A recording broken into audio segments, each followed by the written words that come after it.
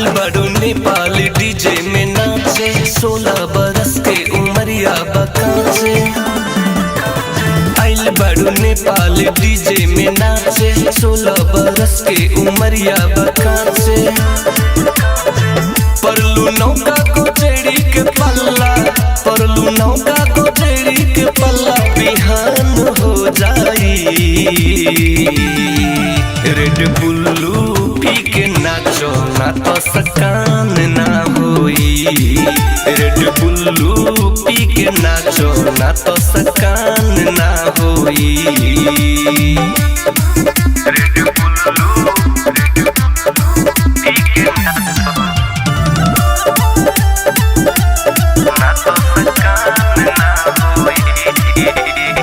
मोनालिसा बंजारन से माला मंगोइलू, बनलू संवरलू तो नीला रंग भइलू।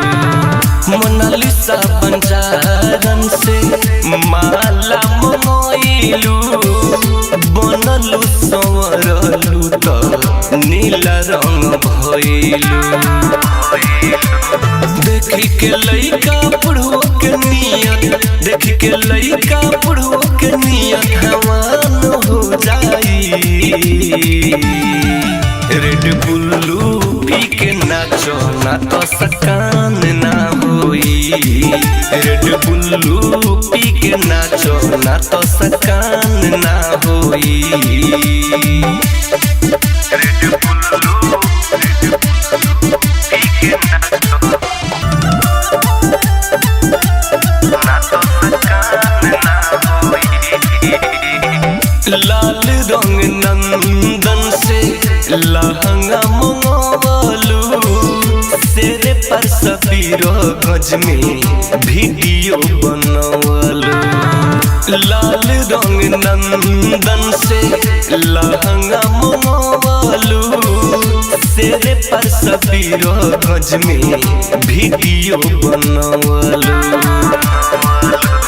लहंगा उठा के न कमर हिलावो, लहंगा उठा के न कमर हिलावो, जियान हो जाई।